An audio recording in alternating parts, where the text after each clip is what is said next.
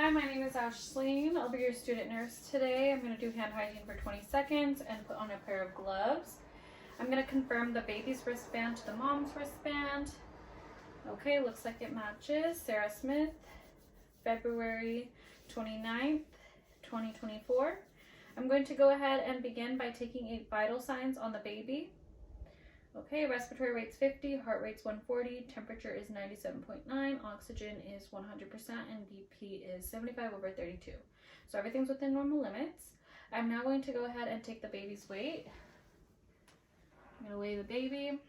Okay, baby is 6 pounds and 3 ounces. I'm going to get the length of the baby, making sure that the legs are straight. Baby is 52 centimeters.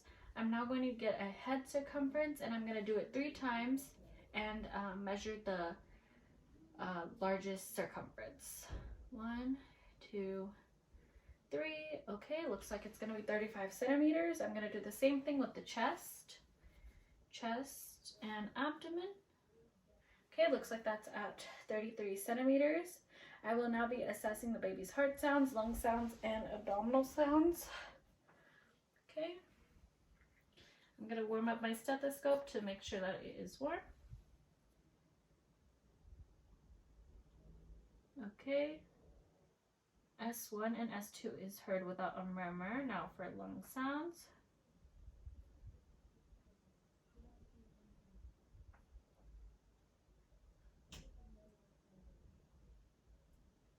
Okay, and then on the back.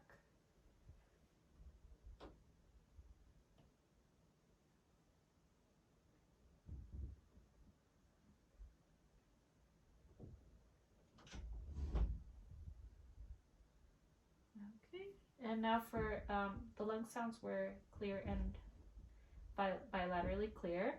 Now I'll check for the bowel sounds in all 4 quadrants.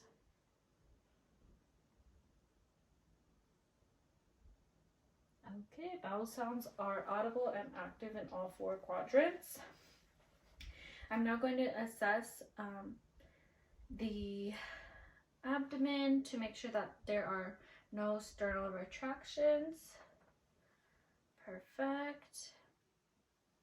Okay, and I will be now checking the head for any signs of Cape or hematoma. So I'll be checking the fontanelles as well as the head shape, making sure everything is smooth.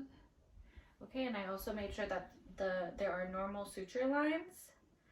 I'm going to now move down to the eyes to make sure that they are symmetrical to the ears, which they are. I'm going to be checking the eyes for any signs of jaundice. Okay, no signs of jaundice. And I'll be looking at the opening of the ears to make sure everything looks good, as well as the opening of the nose to make sure that there is no nasal flaring. I'm now going to be checking the top palate of the baby's mouth. So I'm going to stick 2 fingers in the mouth. Looks like there's no cleft palate, and I'll also be checking the gums for any teeth. I will now be assessing the baby's reflexes, so rooting, Moro, tonic neck, grasp, and Babinski. Okay, I'm now going to be assessing the clavicle to make sure that it is still intact after childbirth, and I'll be checking the hips for any hip clicking as well. Okay, perfect. I'm now going to assess the umbilical cord to make sure that I can see 2 arteries and 1 vein and make sure that there's no signs of infection. Perfect. I'll be checking the brachial pulse as well as the femoral pulse. Perfect.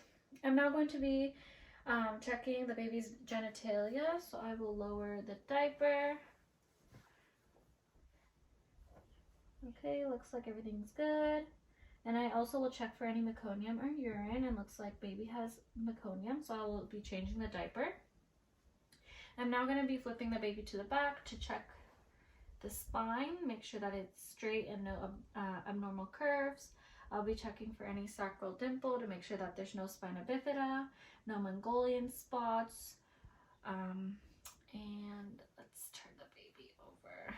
Check for any birthmarks. I'm going to check for the sacral dimple or any hair on the sacral area, and I'm going to make sure that the anal sphincter looks okay. Perfect.